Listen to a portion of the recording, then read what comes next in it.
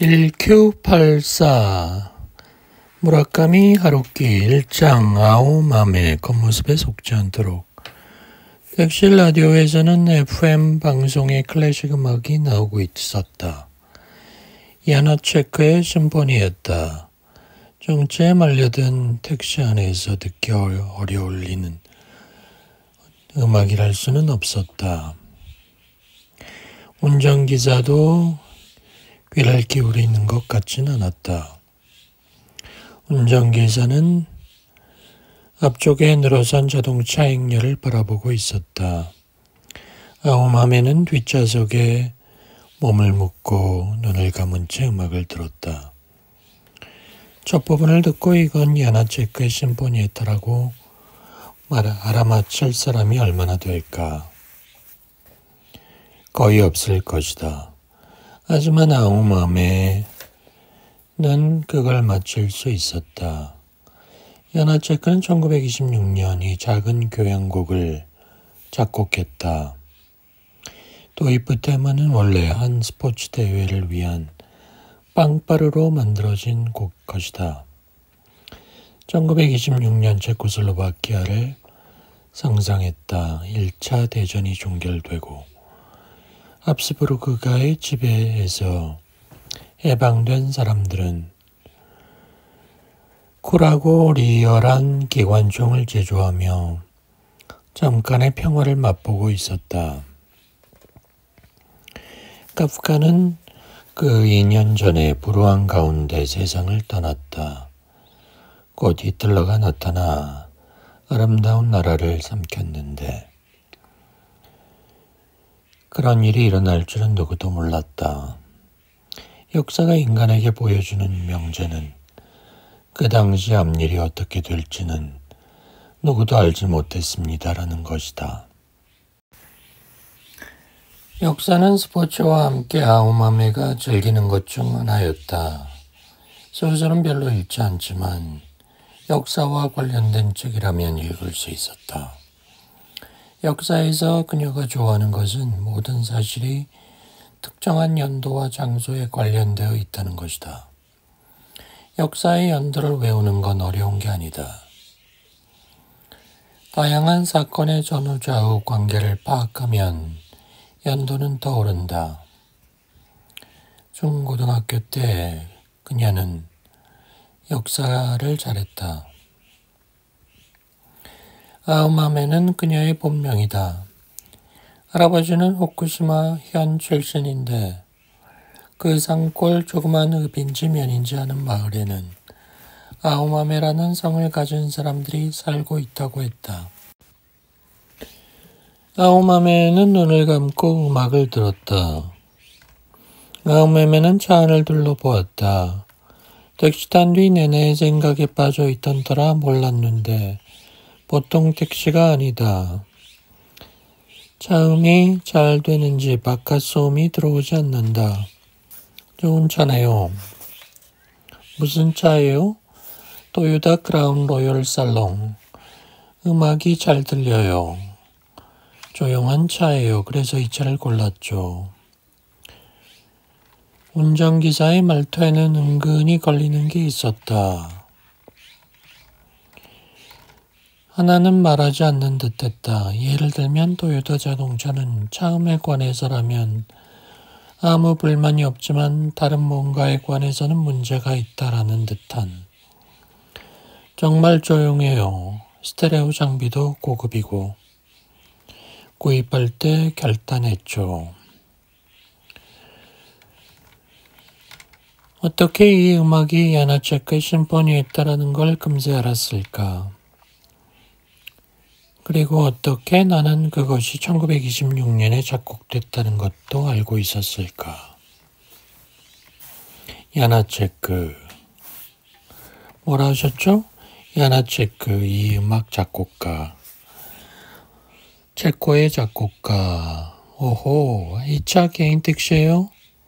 그래요. 개인으로 하고 있죠. 좌석이 좋아요. 그런데 손님, 급하십니까? 시부야에서 누구 만나기로 했어요. 그래서 수도 고속도로를 타자고 했는데 4시 반에 약속이죠. 지금 3시 45분이군요. 정체가 심합니까? 앞쪽에서 사고가 난 모양이에요. 어째서 이 운전기사는 라디오로 교통정보를 듣지 않을까? 여기서 내릴게요. 약속에 늦을 수가 없어서. 영수증은 괜찮아요. 고마워요. 바람이 세게 부는 것 같으니 조심하세요. 그리고 한 가지 알아둬야 할 게 있는데 모든 일이 겉보기와 다릅니다. 무슨 말이죠? 말하자면 이제부터 평범하지 않은 일을 하려는 거예요. 보통 사람이라면 대낮에 수도고속도로를 비상계단으로 내려가는 일은 안 합니다. 특히 여자는요. 그렇겠죠. 그런 평범하지 않은 일을 하고 나면 일상 풍경이 평소와는 다르게 보일지도 모릅니다. 하지만 겉모습에 속지 마세요. 현실은 언제나 하나뿐입니다. 아우맘에는 운전기사의 말을 생각했다. 그러는 사이에 야나체크의 곡이 끝나고 박수가 들렸다. 콘서트 녹음을 방송한 것이리라. 미소를 머금은 지휘자가 청중을 향해 인사하는 모습이 떠올랐다. 현실은 언제든 하나밖에 없어요. 운전기사는 천천히 반복했다. 물론이죠. 하나의 사물은 하나의 시간에 하나의 장소에만 존재한다. 아인슈타인이 증명했다. 현실이란 냉철하고 고독한 것이다. 아마면은 카스테레오를 가리켰다. 정말 좋은 소리였어요. 작곡가 이름이 뭐라고요? 야나체크. 조심해요. 약속 시간에 늦지 않았으면 좋겠군요. 아우메면은 숄더백을 손에 들고 내렸다. 그녀는 10m쯤 앞에 있는 긴급 대피 공간을 향해 고속도로로 가장자리를 걸었다. 반대 차선으로 트럭이 지나갈 때마다 아일 밑에서 노면이 흔들렸다. 빨간 스즈키 알토에 탄 작은 여자아이가 조수석 창으로 얼굴을 내밀고 아우마메를 보았다. 엄마, 저기 저 여자 뭐해? 어디가? 나도 걸어갈래, 엄마. 아이 엄마는 고개만 저었다. 대피 공간에 다다른 아우마메는 주위를 둘러보며 비상계단을 찾았다. 계단 입구에는 허리보다 조금 높은 철책이 있고 문에는 자물쇠가 채워져 있었다. 미니스커트로 철책을 뛰어넘는 건 어려운 일이지만 가능은 했다. 그녀는 하의를 벗어 숄더백에 넣었다. 사람들은 그녀가 코트를 벗는 모습을 지켜보았다. 아우마미는 숄더백을 떨어뜨리지 않도록 가로질러 맸다. 조금 전까지 타고 있던 토요타 로열 살롱이 한참 저 멀리 보였다. 겉모습에 속지 않도록 하세요. 현실이라는 건 단 하나뿐입니다. 아우마메는 숨을 들이쉬고 내쉬었다. 그리고 철책을 타 넘었다. 2장 댄고, 조금 특별한 아이디어. 댄고의 최초의 기억은 1살 반 때의 것이었다. 그의 어머니는 블라우스를 벗고 슬립의 어깨끈을 내리고 아버지가 아닌 남자에게 젖꼭지를 빨리고 있었다. 아기 침대에는 한 아기가 있고 그게 아마도 댄고였다.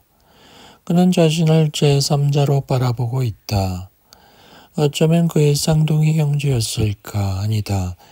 그곳에 있는 아기는 분명 1살 반의 댄고 자신이다.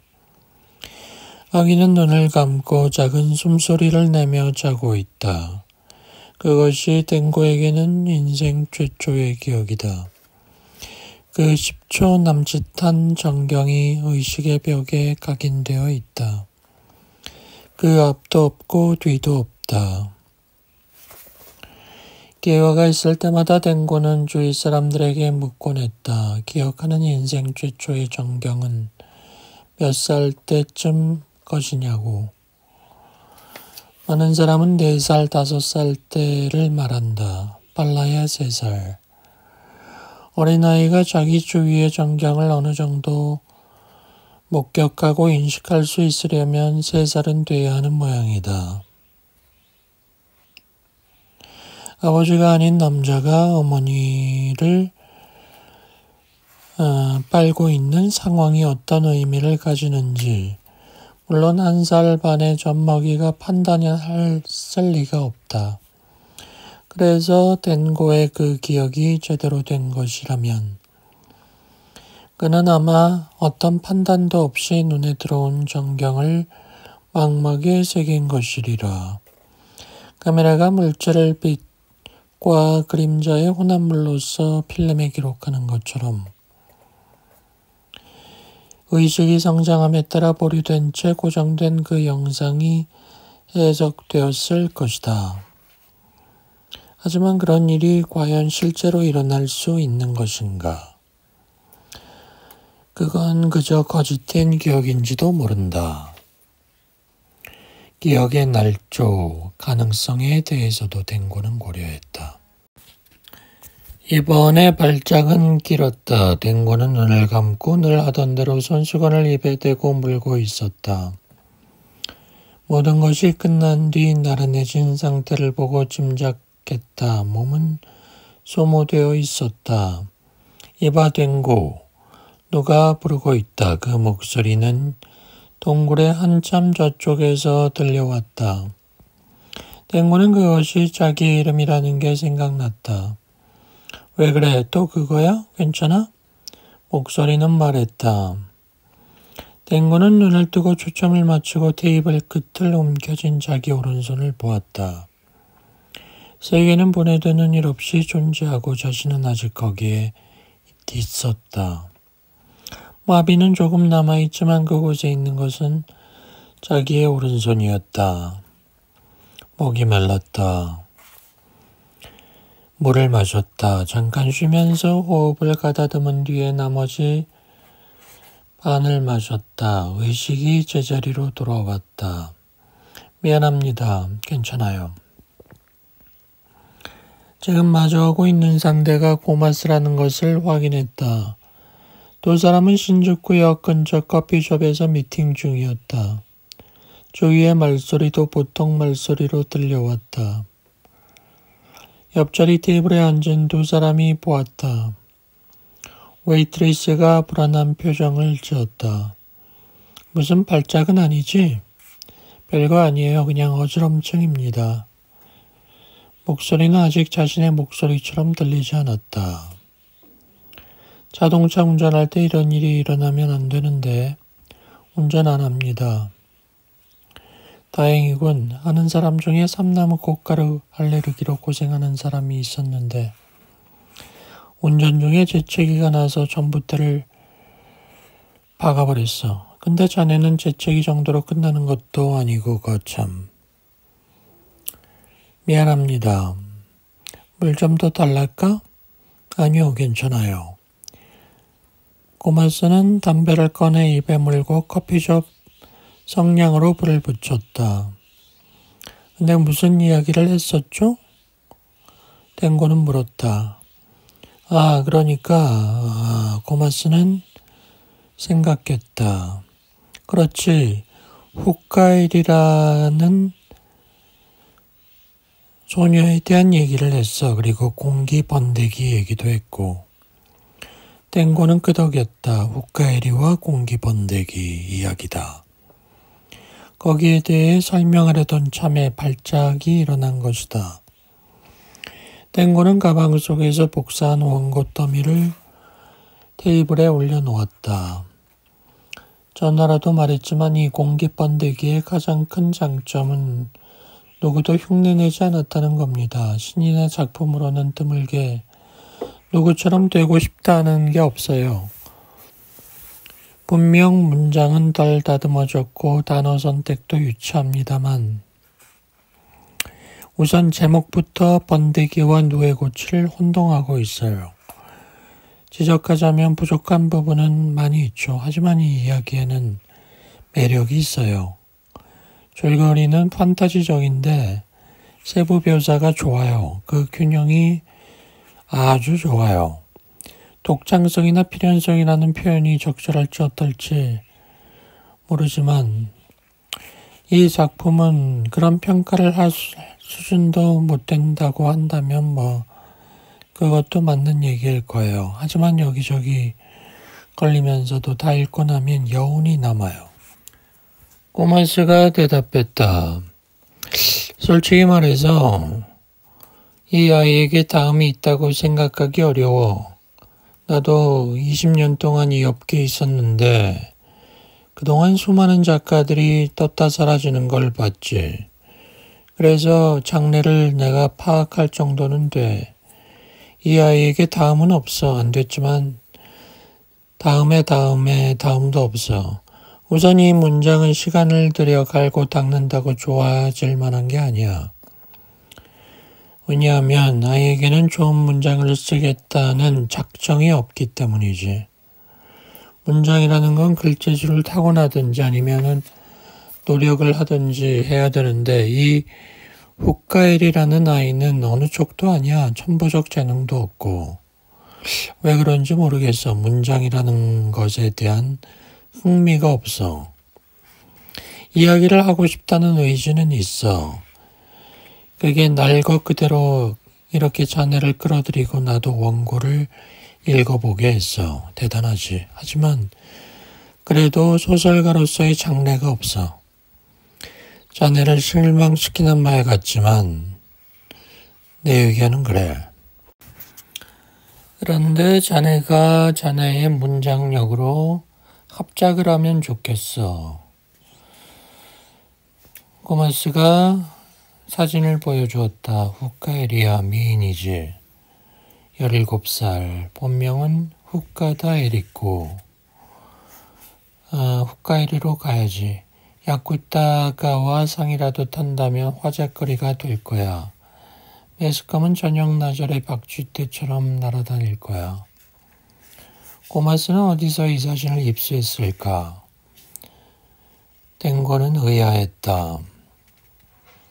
그 사진은 자네가 갖고 있어. 땡고는 사진을 봉투에 넣어 공기번데기 복사 원고 위에 올려놓았다.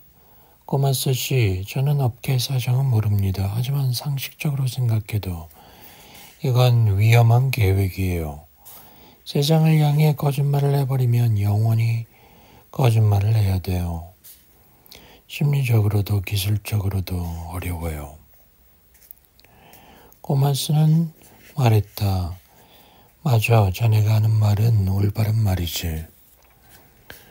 리스크가 있지. 지금 시점에서는 불확실한 요소가 많아. 실패해서 각자 험한 꼴을 당할 수도 있어. 하지만 말이야, 모든 걸 고려하면서도 내 본능은 하라고 말하고 있어. 이런 기회는 천재 이루거든. 제3장 아오맘에 변경된 몇 가지 사실. 아오맘에는 스타킹만 신은 발로 좁은 비단 계단을 내려갔다. 눈 아래로는 246번 국도가 달리고 있었다. 엔진 소리와 클락슨. 어디선가 콘크리트를 깨는 해머 소리가 그녀를 애워쌌다. 계단을 내려왔을 때 고속도로 중앙으로 다시 돌아갈 수 있는 도로가 보였다. 그리고 다시 똑바로 아래를 향해 내려가게 돼 있었다. 나는 이동한다. 그러므로 나는 존재한다. 아오맘에는 계단을 내려가면서 오스카 다마키를 생각했다. 다마키는 고등학교 때 가장 친한 친구였고 소프트볼 동아리 회원이었다. 한 번은 레즈비언 같은 짓을 한 적도 있다. 여름방학에 둘이서 여행을 떠났을 때 한 침대에서 자게 되었다. 세미 더블 베드의 방밖에 잡을 수 없었던 것이다. 소녀의 특유의 호기심이 발동해 서로의 몸을 만졌던 것이다.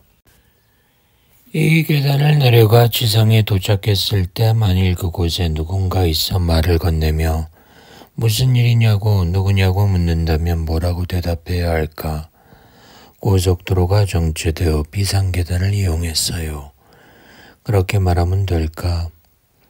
아우마메는 어떤 종류의 귀찮은 일에도 휘말리고 싶지 않았다. 지상에는 그녀를 보고 나무라는 사람은 없었다. 땅에 내려선 아우마메는 가방에서 하이힐을 꺼내 신었다. 계단 아래는 246번 도로, 상행과 하행 틈새에 낀 고가도로 및 공터인데 자재 석재장으로 쓰고 있었다. 아우마메는 택시를 포기하고 가까운 전철역에서 도쿄 신타마가와 선을 타기로 했다.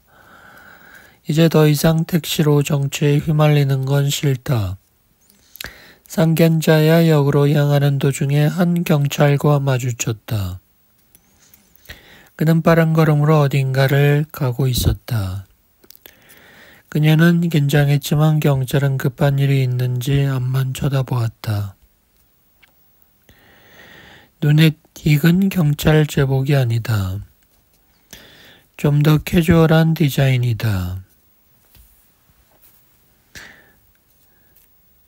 아우마메는 여유가 없었다. 시부야역에 코인로커에 코트를 넣고 정장만 입은 모습으로 그 호텔을 향해 언덕길을 올라갔다. 중급 시티 호텔이다. 그녀는 호텔에 들어가 화장실로 갔다. 화장실에는 아무도 없었다. 그녀는 거울 속 자신의 모습을 보았다. 유능한 비즈니스 우먼이다. 끔찍하고 투박한 숄더백만 어울리지 않는다. 그래도 실무적으로 보인다. 신종을 기하기 위해 숄더백 안의 물건을 살펴보았다. 문제는 없다.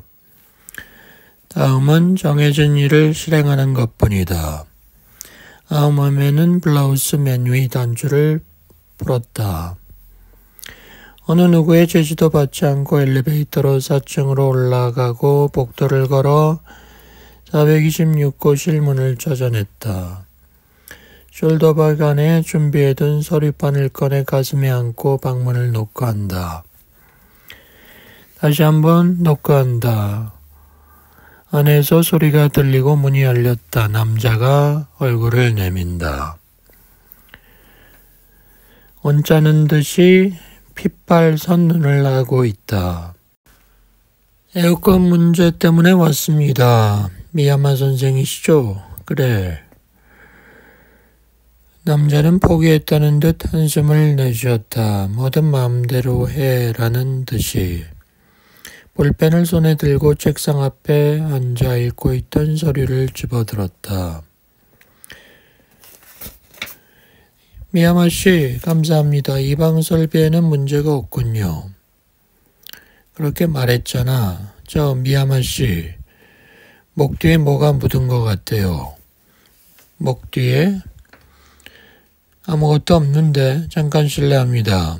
아오마메는 책상 쪽으로 갔다. 가까이 가서 봐도 될까요? 뭐가 묻었다는 거지? 페인트 같은데요.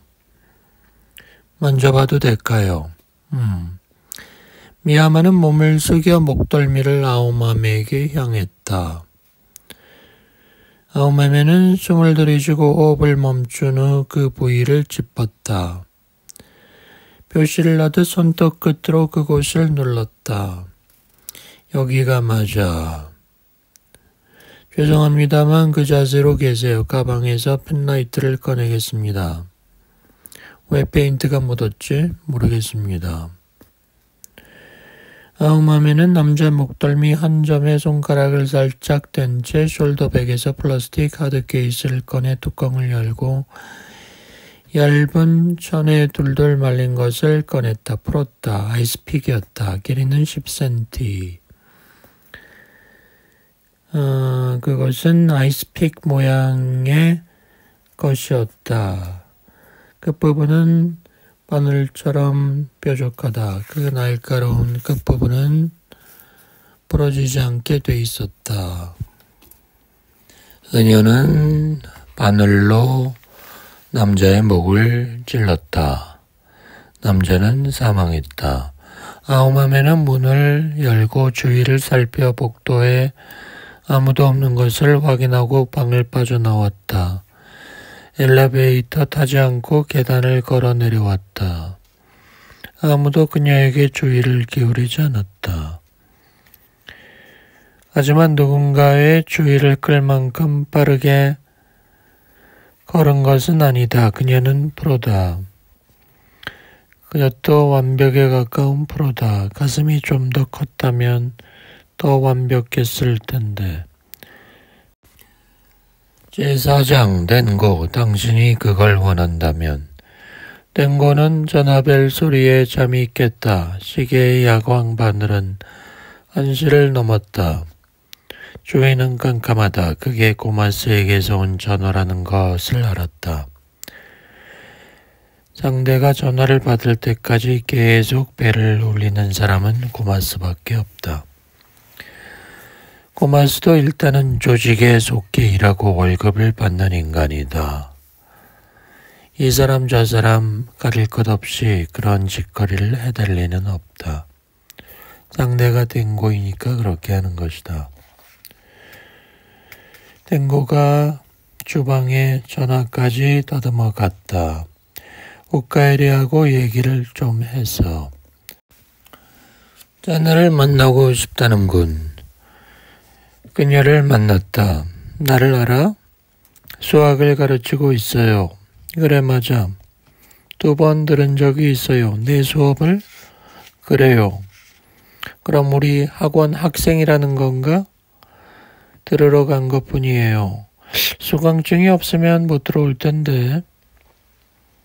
강의는 어땠어? 고3이지? 그런 셈.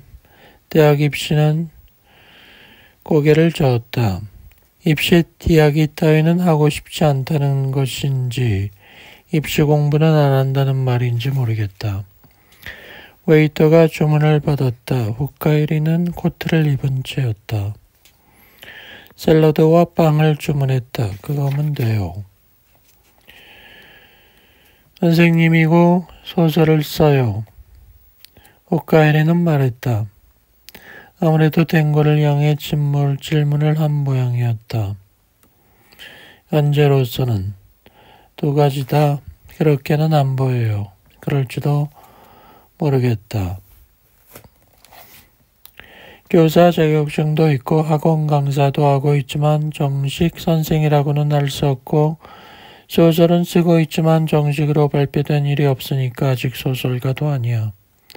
아무것도 아니에요. 맞아. 현재로서는 난 아무것도 아니야. 수학을 좋아해요. 좋아해. 옛날부터 좋아했고 지금도 좋아. 어떤 점이? 수학이 어떤 점이 좋으냐고? 글쎄 수학을 마주하면 마음이 차분해져. 적분 이야기는 재미있었어요. 학원에서의 내 수업 얘기? 예. 넌 수학 좋아해? 아니요. 하지만 적분 이야기는 재미있었구나. 소중한 것을 말하듯이 적분 이야기를 했어요. 그랬나? 소중한 사람이 이야기를 하는 것 같았어요. 수열 강의를 할 때는 좀 더 정열적이 될지도 모르겠는데 고등학교 수학 중에서는 개인적으로 수열을 좋아하거든. 수열을 좋아해요. 내게는 바흐의 평균율 같은 거야. 실증나는 일이 없어. 항상 새로운 발견이 있지. 평균율 알아요. 바우 좋아해? 예. 선생님이 항상 들어요. 선생님? 너희 학교 선생님? 오카이레는 대답하지 않았다. 그녀는 생각난 듯이 코트를 벗었다. 화이트 와인이 나왔다. 오카이레는 그것을 한 모금 마셨다. 오카이레는 쭉 곧은 검은색 머리에 손을 얹더니 잠시 손가락으로 머리카락을 빗어내렸다. 수학이 어떤 게 좋은가? 수학이란 물의 흐름 같은 거야. 물론 까다로운 이론도 많지만 기본적인 이치는 심플하지. 물이 높은 곳에서 낮은 곳을 향해 최단거리로 흐르는 것과 같이 수학의 흐름도 한 가지밖에 없어. 들여다보면 그 이치가 저절로 보여. 나는 그냥 들여다보기만 하면 돼. 아무것도 안 해도 돼. 의식을 집중해서 응시하고 있으면 자기 쪽에서 보여줘. 나를 친절히 대해주는 건 넓은 세상의 수학밖에 없어. 왜 소설을 써요? 땡고는 그녀의 그 질문을 보다 긴 문장으로 변환했다. 수학이 그렇게 재밌었다면 굳이 고생하며 소설을 쓸 필요는 없지 않느냐. 그런 말이지. 오카이레는 고개를 끄덕였다. 실제 인생은 수학과는 달라. 거기서는 모든 일이 반드시 최단거리를 택해 흐른다고 할 수 없어. 나에게 수학은 너무 지나치게 자연스러워. 그건 내게는 아름다운 풍경 같은 거야. 그냥 그곳에 있는 것이야. 뭔가로 치환할 필요조차 없어. 그래서 수학 속에 있으면 내가 투명해지지. 이따금 그게 무서워져. 소설을 쓸 때 나는 언어를 사용하여 내 주변의 풍경을 내게 보다 자연스러운 것으로 치환해 나가 재구성하는 거지. 그렇게 하는 것으로 나라는 인간이 1Q84 2관 1장 아오마메. 거긴 세상에서 가장 따분한 동네였어. 장마가 끝났다는 공식 발표는 나지 않았지만 하늘이 파랗게 맑아서 한여름 햇볕이 유보 없이 지상에 내리쬐고 있었다. 띠마루가 현관에서 아오마메를 맞았다. 어두운 색감의 정장을 입고 하얀 와이셔츠에 단색 넥타이를 메고 있었다. 다마루는 아오마메를 보자 고개를 끄덕이며 잘 들리지 않는 인사를 올렸을 뿐 한마디도 하지 않았다. 여느 때처럼 둘이 가벼운 대화를 나누는 일도 없이 뒤도 돌아보지 않고 복도를 앞서 걸으며 아오마메를 노부인이 기다리는 곳으로 안내했다. 걔가 죽은 일이 충격이었는지도 모른다. 집 지키는 개는 또 찾을 수 있어. 그는 전화로 그렇게 말했다. 날씨 이야기라도 하듯이. 하지만 그게 그의 본심이 아니라는 건 아오마메도 알고 있었다. 다마루는 거실 문을 열어 아오마메를 안에 들이고 자신은 문 앞에 서서 노부인의 지시를 기다렸다. 지금은 마실 건 괜찮아요. 노부인이 다마루에게 말했다. 다마루는 문을 닫았다. 방 안에는 노부인과 아오마메뿐이었다. 정원이 내다보이는 창에는 레이스 커튼이 드리워졌지만 오후의 햇살은 강렬하다. 오늘은 이 집의 많은 것들이 다르다. 아오마메는 그렇게 생각했다. 목마르지 않아요? 아니요. 거기 아이스티 있어요. 감사합니다. 노부인은 침묵을 지켰다. 세이프하우스를 지키던 개가 죽었다는 얘기는 다마루한테 들었죠. 어떻게 죽었는지 설명하기 어렵다는 이야기 들었습니다. 다음 날에는 스바사가 없어졌습니다. 자취를 감췄죠. 아마도 밤사이에. 오늘 아침에 알았어요. 하지만 지난번에 하신 말씀으로는 스바사는 항상 다른 사람과 함께 잔다고 하셨는데 같은 방에서 지켜보기 위해. 그렇죠. 하지만 그 여성은 어느 때 없이 깊이 잠이 들어서 스바사가 없어진 걸 알아차리지 못했다는군요. 날이 밝았을 때는 스바사가 없었답니다. 독일 셰퍼드는 죽고 그 다음 날 밤에는 스바사가 없어졌다.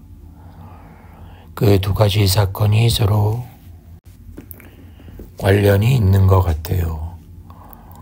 아우마메는 테이블 위에 어항으로 시선을 던졌다. 이 금붕어는 스바사를 위해 산 거예요. 아자부의 상점가에 작은 축제가 있어 스바사를 데리고 산책을 갔죠. 물론 다마루도 함께였죠. 그 아이는 금붕어에 관심을 보였어요. 자기 방에 두고 바라보고 있었죠. 그 아이가 사라지고 나서 내가 여기로 가져왔어요. 나도 금붕어를 바라봐요. 신기하게도 실증이 나지 않아요. 스바사가 어디 갔는지 짐작하는 데는 없습니다. 그 아이가 찾아갈 만한 친척 집도 없어요. 누군가 억지로 끌고 갔을까요? 아니요, 그 아이는 그냥 거기서 나간 거예요.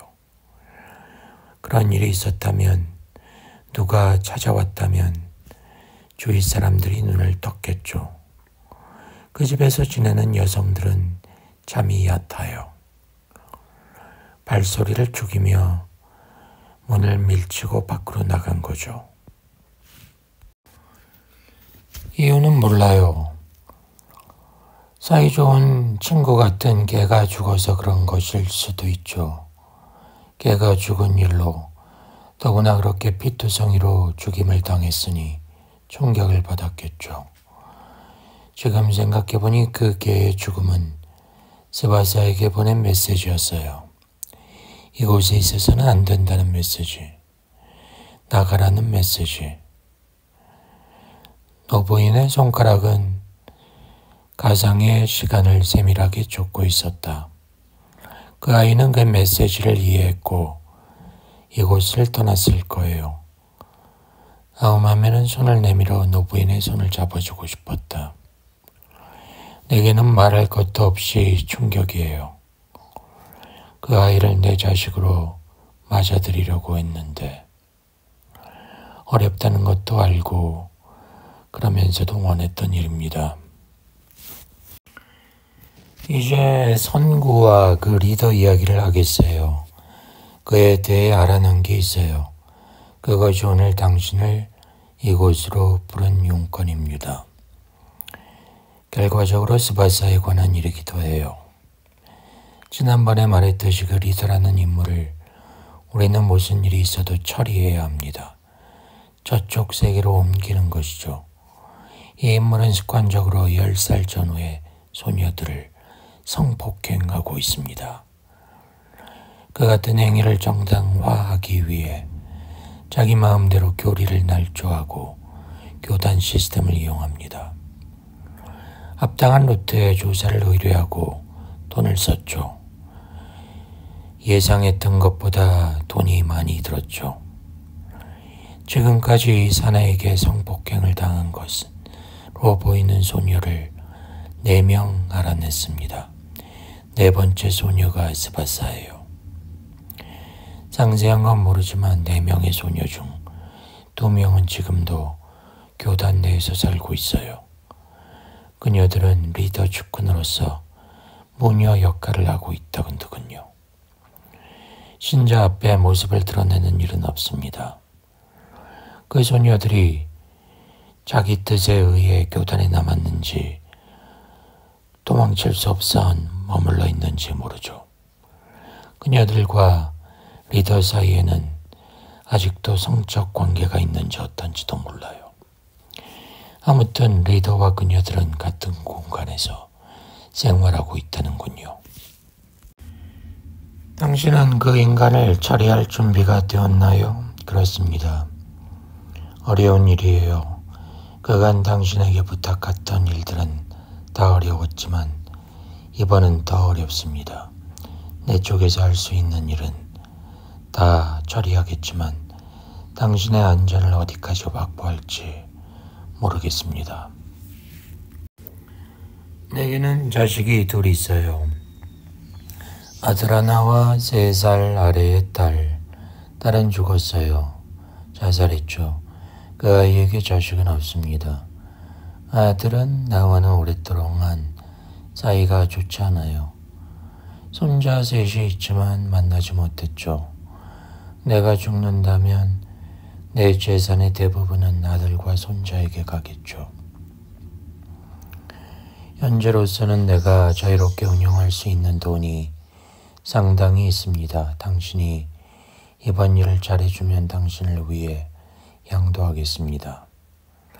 돈으로 매수하려는 건 아니에요. 당신을 내가 친딸처럼 느낀다는 거죠. 아까 말한 대로 나는 스바사를 거두어 양녀를 삼으려 했죠. 그러나 잃었죠. 그 아이에게 힘이 되지 못했습니다. 이번에는 당신을 위험한 곳으로 보내는군요. 그러나 방법이 없죠. 다만 보답을 하겠다는 것 외에는 그자는 반드시 처리해야 합니다. 저를 그처럼 소중하게 생각해 주시는 데는 감사드립니다.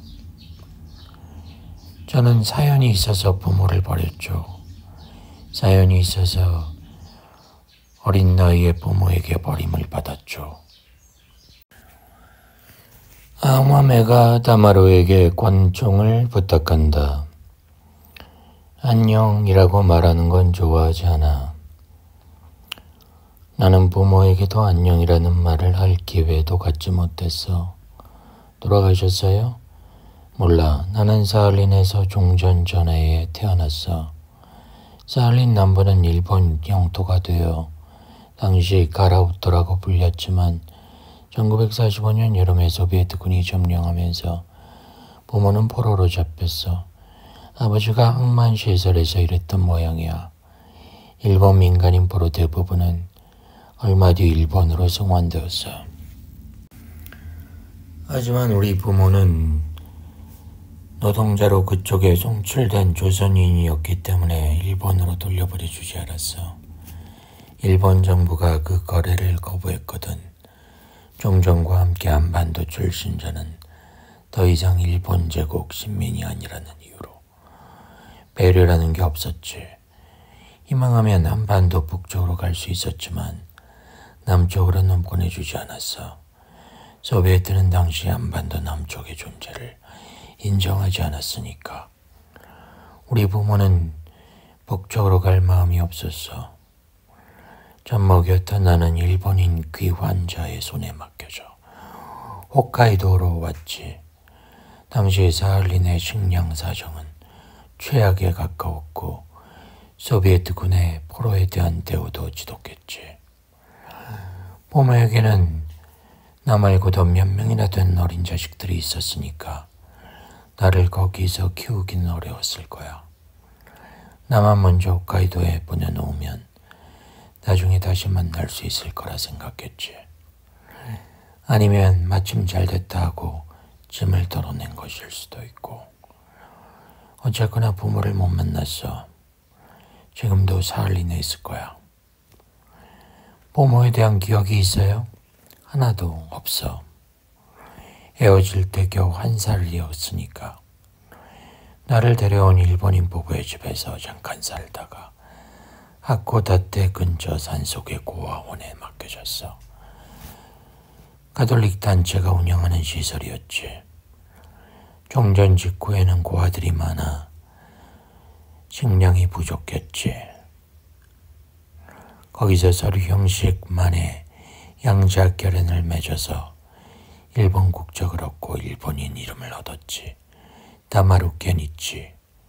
본명은 박이야. 아우마메와 다마루는 매미 소리에 귀를 기울였다. 다시 다른 개를 기르는 게 좋겠어요. 마담도 그렇게 얘기하더군. 하지만 그럴 마음이 안 나. 훈련받은 병견은 역시 필요하겠지. 아우마메는 손목시계를 보았다. 일몰까지는 시간이 있다. 2장 덴고 영혼 외에는 가진 게 없어. 야나체크의 심포니에 따른 코드를 턴테이블에 얹고 자동 재생 버튼을 눌렀다. 그는 그 음악을 들으며 워드 프로세서 화면을 마주하고 자판을 두드려 문장을 입력했다. 이른 아침에 심포니에타를 듣는 것은 나날의 습관이었다. 고등학교 때 벼락치기 타악기 주자로 그 곡을 연주한 이래 그것은 특별한 의미가 있었다. 여자친구와 야나체크의 심포니에타를 듣기도 했다.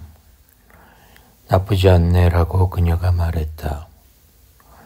두 사람은 침대에서 곧잘 그 레코드를 틀었다.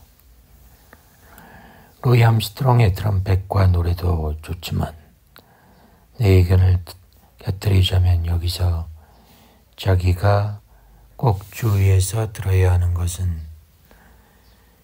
비니 비가드의 클라리넷이야. 비니 비가드보다 뛰어난 재즈 클라리넷 주자는 있겠지만 그 사람처럼 섬세한 연주를 할 수 있는 주자는 없다고 그녀는 말했다. 베스트셀러 소설 공기 번데기의 저자 후카에리 씨, 본명 후카다 에리코가 행방불명이라는 것이 밝혀졌다.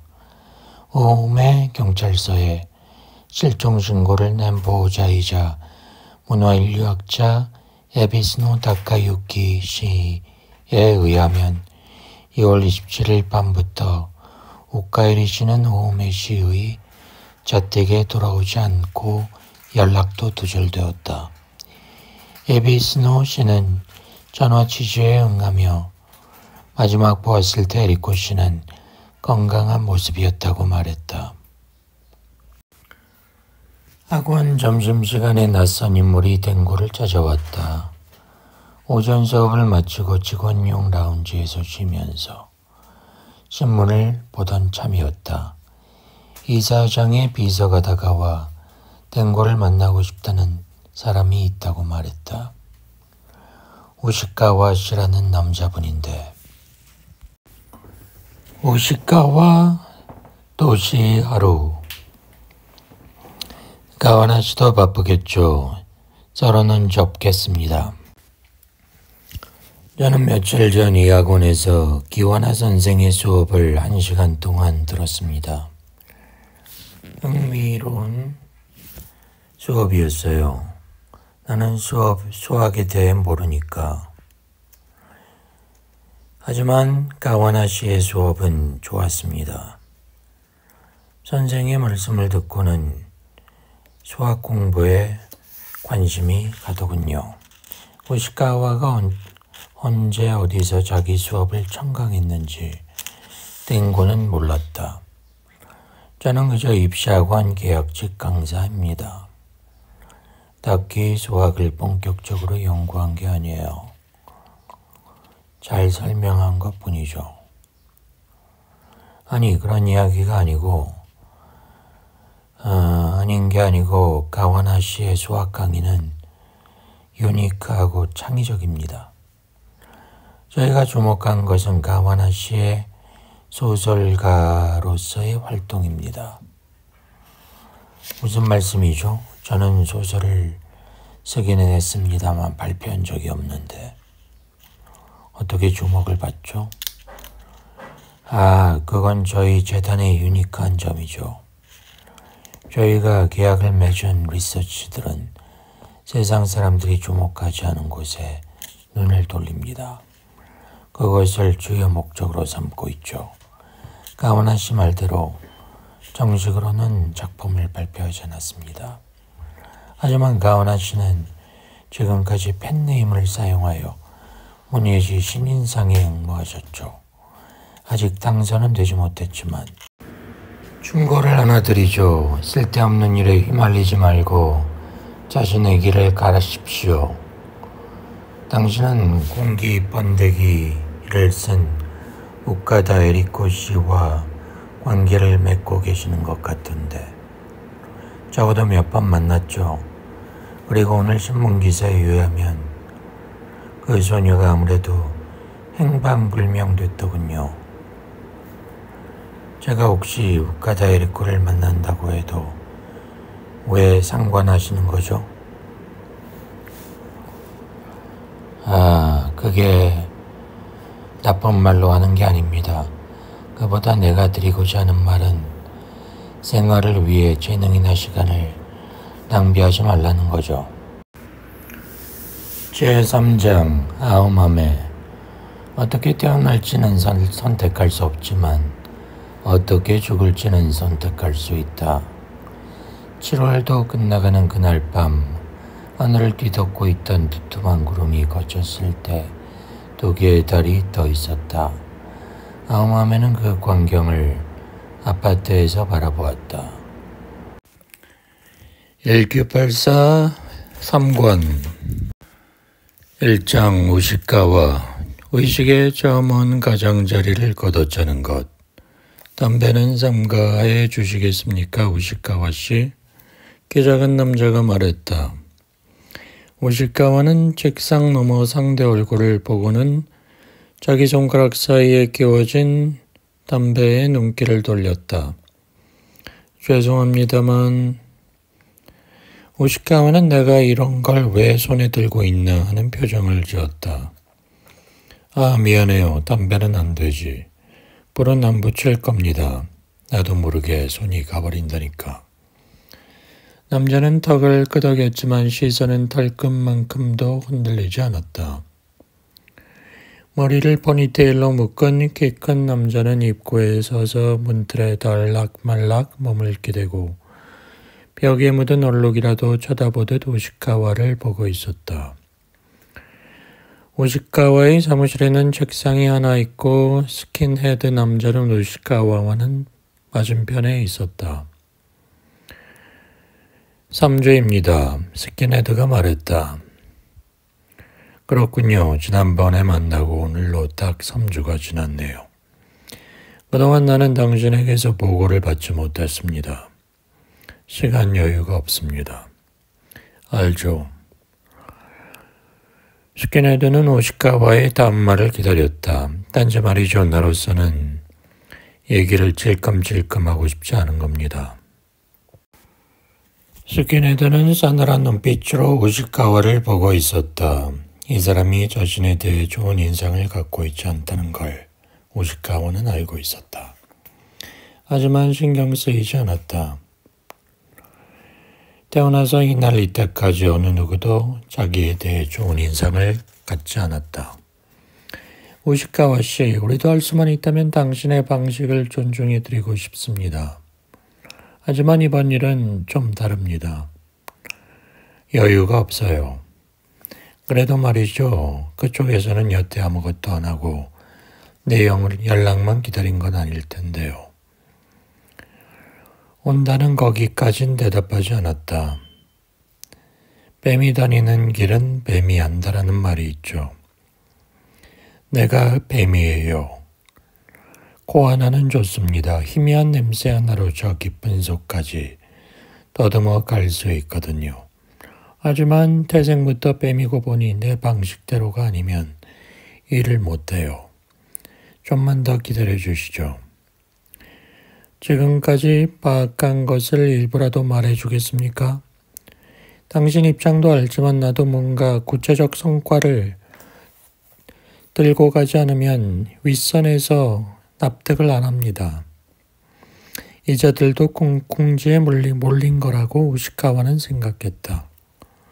둘 다 격투기에 뛰어난 실력자라는 평가를 받아 리더의 보디가드로 발탁되었다. 그런데 그런 두 사람의 코앞에서 리더가 살해되고 말았다.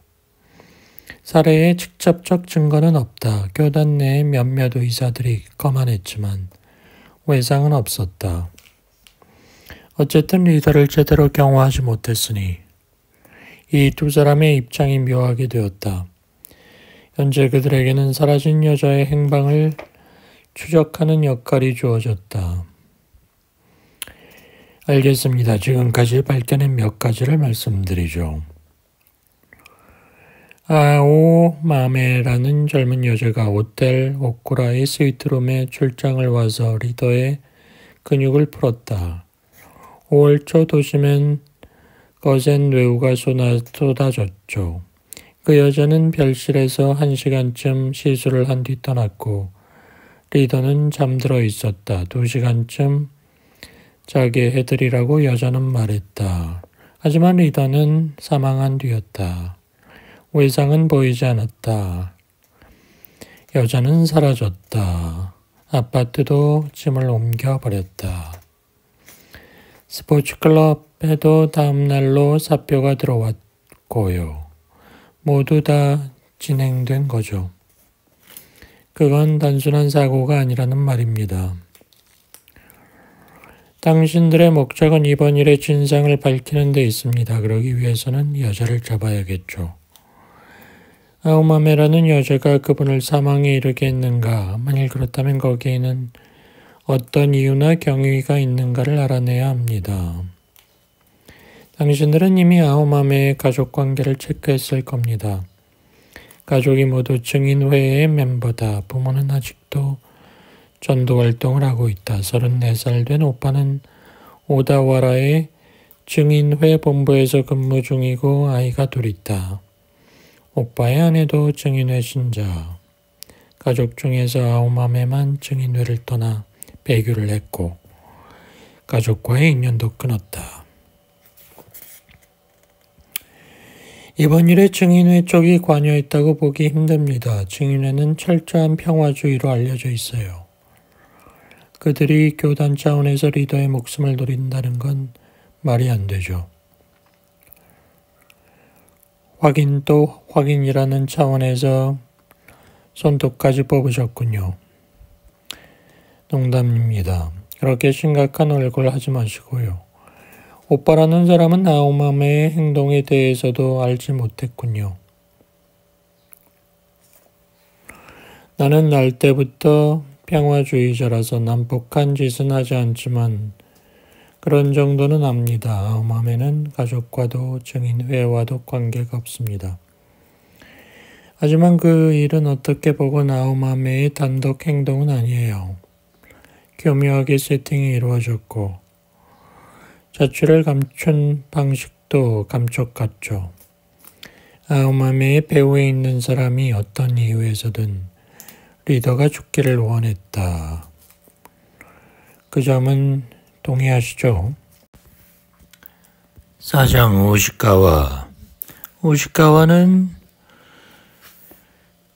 아오마메의 고객들을 조사하던 중에 노부인을 발견한다. 노부인을 조사한다.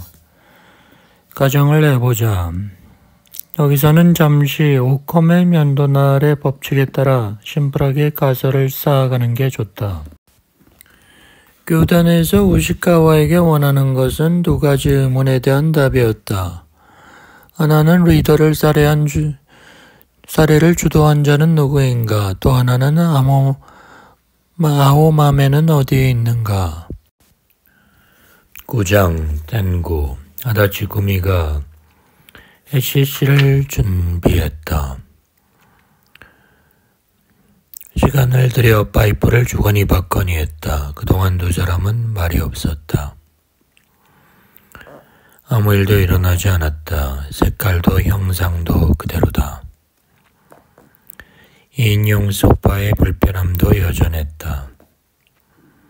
아무 일도 일어나지 않는데 시간이 걸리는 것뿐이야. 그것은 일어났다. 탱고의 머릿속에서 뭔가 꿀렁 흔들렸다. 20장 아오마메. 아오마메는 몸을 녹이면서 탱고를 생각한다.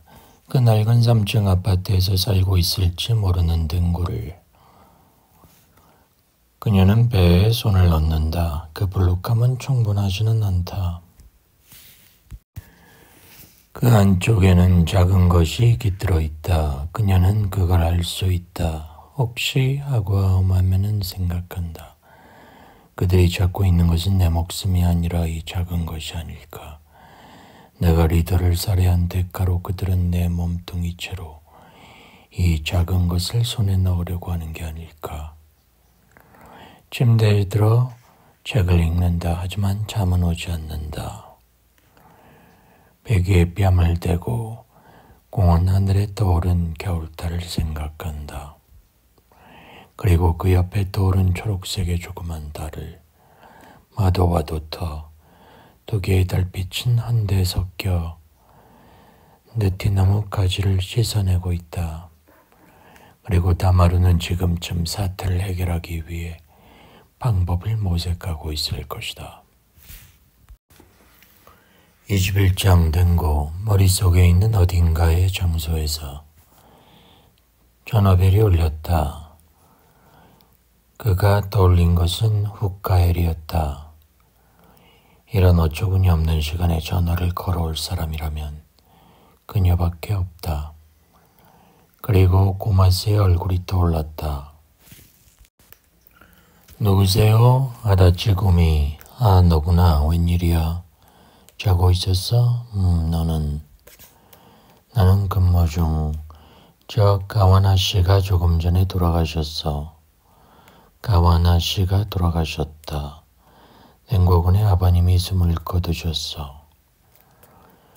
숨을 거두셨다. 간호사 휴게실에서 졸고 있는데 1시 넘어서 호출벨이 울렸어.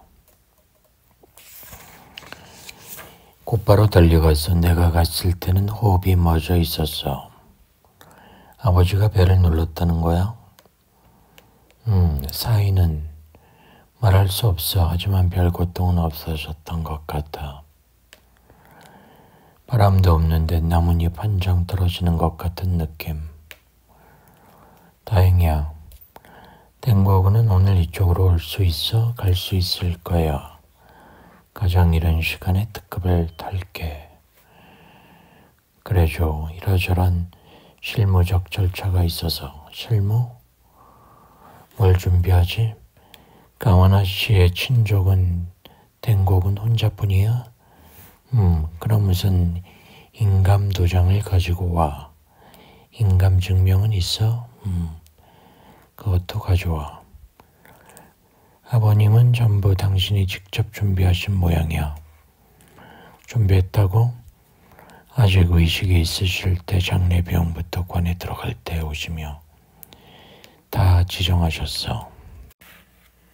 22장 우시카와 그 눈은 오히려 가엾어 하는 것처럼 보인다. 일요일 저녁 6시 15분에 댕고가 아파트 현관의 모습을 드러냈다. 밖으로 나가는 참에 발을 멈추고 뭔가를 찾듯이 둘러보았다.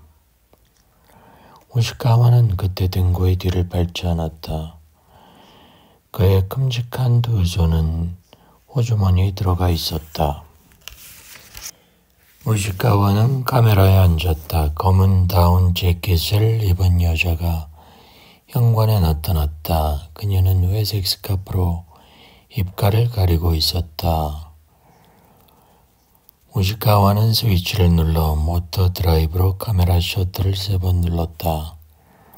이 여자의 행선지를 파악해야 한다고 그는 생각했다. 여자는 길로 나가 어둠으로 자취를 감췄다. 우시카와는 방금 눈에 들어온 것을 뇌리에 재현했다. 키는 170, 나이는 아마 20대 중반에서 30살. 볼록한 다운 재킷이라서 몸매도 확실치 않지만 그녀가 건강하게 보였다. 그녀를 아우마메라 가정해보자. 그녀는 댕고를 만나러 왔다. 하지만 댕고는 어딘가에 외출했다. 방에 불은 꺼진 채다. 아우마메는 그를 찾아와 벨을 눌렀으나 대답이 없자 물러갔다. 조금 전에 멀리서 들렸던 2번의 벨소리가 그것일 것이다. 25장 아우마메. 아우마메는 공기번데기를 다시 한번 읽기로 한다. 그녀는 지금까지 그 소설을 적어도 10번은 읽었다. 하지만 다시 한번 주의 깊게 읽기로 한다. 공기 번데기는 아무 노트 같은 것이다. 우카다 에리코는 아마도 어떤 메시지를 유포할 목적으로 이야기를 풀어놓았다. 땡고가 그 문장을 기교적으로 세련된 것으로 바꾸고 효과적으로 이야기를 재구성하였다. 두 사람은 한 팀이 되어 수많은 독자들에게 어필할 소설을 만들어냈다. 선고 리더의 말에 따르면 두 사람은 상대를 보완하는 저질을 갖고 있다. 그들은 서로를 보완하고 힘을 합쳐 하나의 작업을 완성한 것이다. 공기번데기가 베스트셀러가 되고 거기에 어떤 비밀이 명문화된 것에 의해 리틀 피플은 비활성화되고 목소리는 말하기를 멈춰버렸다. 벽시계의 바늘이 2시 반을 가리킬 무렵 아우마메는 이미 소설의 3분의 1을 읽었다. 그녀는 책장을 덮고 자신이 마음으로 느끼는 것을 말이라는 형태로 바꿔보려고 한다. 나는 수동적으로 이곳에 있는 것이 아니다.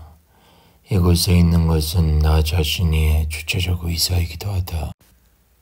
내가 이곳에 있는 이유는 분명하다. 댕고를 만나 맺어주는 것.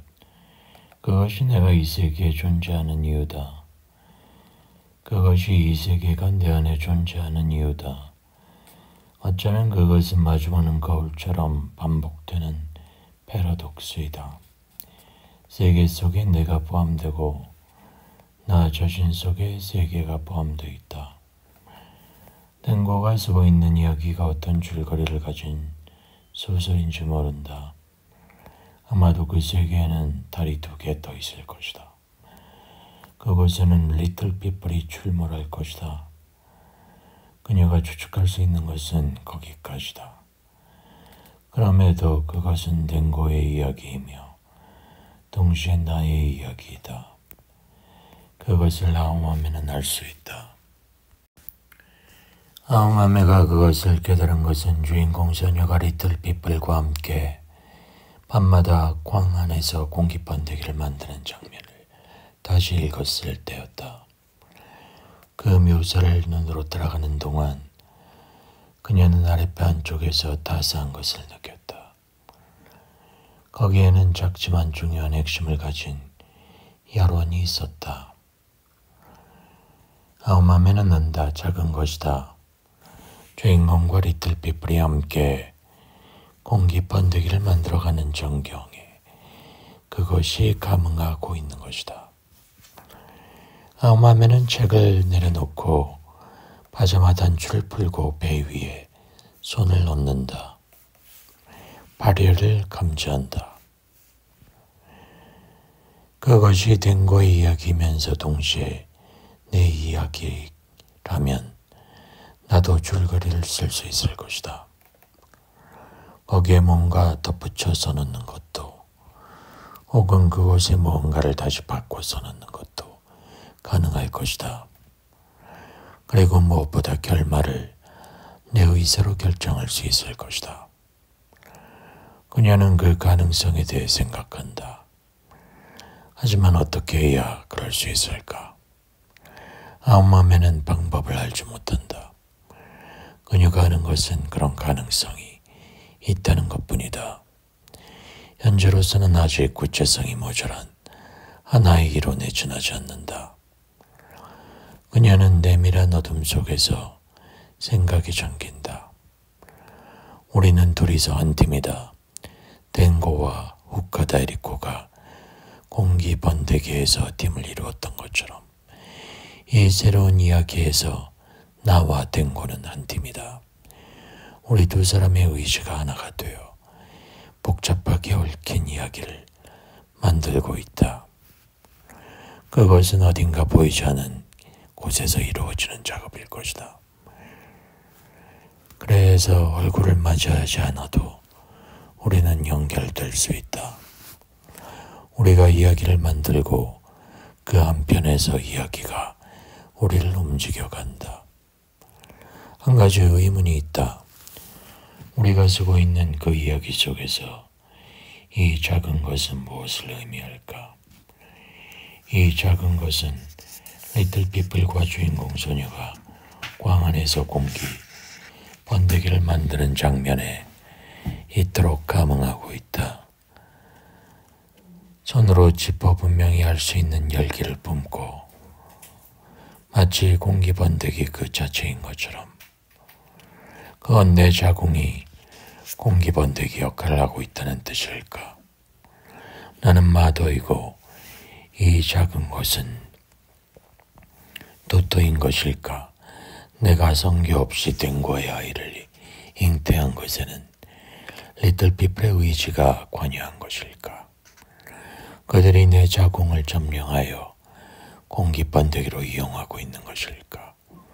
그들은 나라는 정치를 통해 자신들을 위한 새로운 도토를 만들어내려는 것일까? 아니다. 리틀 피플은 현재로서는 활동력을 잃고 있다. 대체 누가 어떤 힘이 이 임신을 야기시켰을까? 모른다. 그녀가 알고 있는 건 이 작은 것이 댕고와 자기 사이에서 얻은 귀중한 생명이라는 것뿐이다. 그녀는 다시 한번 아랫배에 손을 넣는다. 침실에 들어가 가운을 벗고 침대에 든다. 배의 온기를 다시 한번 느낀다.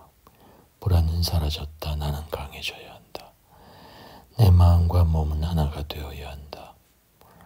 떠도는 연기처럼 잠이 찾아와 그녀를 감싼다. 24장 댕고 고양이 마을을 떠나다 아버지 유에는 NHK 수거만 제복에 감싸여 관에 들어갔다. 아버지는 죽은 사람처럼 보이지 않았다. 화요일 아침 댕고와 아다치 구미 앞에서 관뚜껑이 닫히고 못이 바뀌었다. 연구차에 실렸다. 바닷가 도로를 벗어나 산속으로 들어간 곳에 화장장이 있다. 나는 한 번 죽었다고 했지? 땡고는 아다치 구미에게 물었다. 전에 한 번 죽었어. 차가운 비가 내리는 밤에. 그때 일을 기억하고 있어? 옛날부터 그때 일이 꿈에 나타났으니까. 리얼한 꿈이고 매번 똑같아. 정말로 있었던 일이라고 생각할 수밖에 없어. 그건 환생인가, 윤회? 아마도 너도 죽은 뒤에 태워졌을까? 기억이 안 나. 그건 죽은 다음의 일이니까. 내가 기억하는 건 죽었을 때의 일뿐이야. 누군가 내 목을 졸랐어. 낯선 남자가. 얼굴을 기억하나? 물론이지. 몇 번이나 꿈속에서 봤어. 길에서 만나면 어떡할 거야? 정말로 길에서 만난다면 어떻게 할까? 도망쳐버리겠지. 그 상황이 되어보지 않고는 모르겠어. 그 남자는 나에 대해 뭔가 중요한 비밀을 쥐고 있을지도 모르지.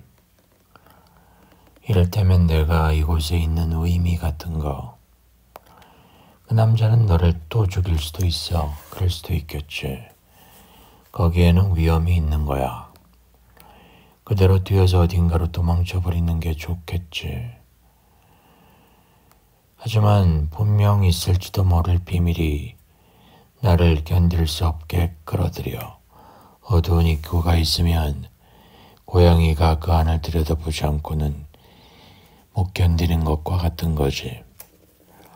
화장이 끝나고 아다치 구미와 둘이서 아버지의 뼈를 수습해 항아리에 담았다. 남은 자잘한 일은 내 쪽에서 처리할게.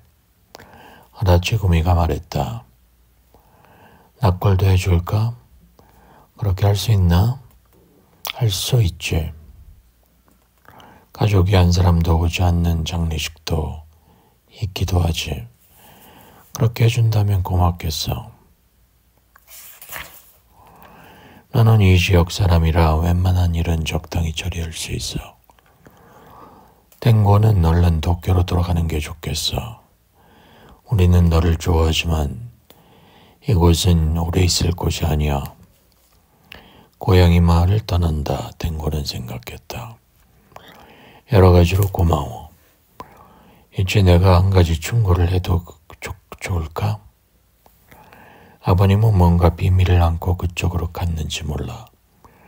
그 일로 너는 약간 혼란스러운 것처럼 보여. 그 마음을 이해 못하는 건 아니야. 하지만 댕고는 어두운 입구를 더 이상 들여다보지 않는 게 좋아. 그런 건 고양이들에게 맡겨두면 돼.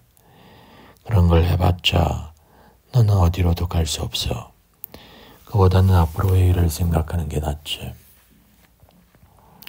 구멍은 메워져야 한다. 그렇지, 올빼미도 그렇게 말하고 있어. 올빼미 얘기하러? 올빼미는 숲의 소신이고 현명하니까 밤의 지혜를 우리에게 가져다 준다. 올빼미는 어디에도 가지 않아. 계속 숲속에 머물지. 고엔지 아파트에 도착한 건 화요일 오후 7시였다. 댕고는 불을 켜고 식탁 의자에 앉아 방안을 둘러보았다. 물을 유리컵으로 한 잔 마신 뒤에 샤워를 했다. 식욕은 없었다. 이때 후카이리가 있다면 좋을 텐데. 억양이나 의문보가 결여되어 있어도 좋다. 그녀의 말을 듣고 싶었다. 누군가와 이야기를 하고 싶었다. 25장 우시카와. 차가워도 차갑지 않아도 신은 이곳에 있다. 그리 간단히 죽지 않아 남자의 목소리가 등 뒤에서 말했다. 잠깐 의식을 떨어뜨린 것뿐이야. 들어본 적이 없는 목소리다. 우시카와 맞지? 일단 정중하게 질문을 했으니 대답을 해야지. 우시카와는 고개를 끄덕였다. 우시카와 바지에 있던 지갑을 조사했어. 신일본 학술예술진흥회 상임이사. 우시카와, 그런데 이사님이 이런 곳에서 도찰 카메라로 뭘 하고 있는 거야? 대답해. 이건 충고야. 여기 사는 사람을 감시했어. 가와나 댕고라는 사람이지. 끄덕였다. 소설 공기 번데기의 고스트라이터 가와나 댕고. 끄덕였다. 누구 부탁으로? 선구교단. 우시카와. 하지만 어째서 교단이 지금 새삼스럽게 가와나 댕고의 동향을 감시하는 걸까? 중요인물도 아닌데. 이 사람이 어디까지 상황을 파악하고 있는지 우시카와는 머리를 굴렸다. 적어도 교단에서 보낸 사람은 아니다. 하지만 그것이 환영할 만한 사실일까? 질문하는 거야. 그자는 어떤 여자와 관련이 있어? 그 여자에게 이름은 있나? 아오마메. 왜 아오마메를 쫓나? 그 여자가 교단 리더에게 해를 입혔기 때문이야. 죽였나? 그래. 그러나 그 일은 세상에 알려지지 않았다. 내부적 비밀이야. 교단 내에서 어느 정도 사람들이 비밀을 알고 있나? 몇 명한데. 당신은 교단 내에서 상당히 중요한 위치에 있겠군. 아니야. 심부름꾼이야. 햇빛 그때 그 장소에 있었다 그런 얘기인가? 오시카와, 이번 일은 당신 단독으로 행동하는 건가? 끄덕였다. 이런 감시나 미행 작업은 팀을 짜서 하는 게 상식인데. 당신들은 항상 조직적으로 행동할 텐데.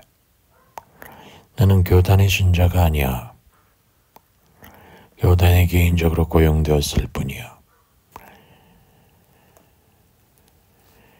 용병 같은 건가? 용병과는 달라.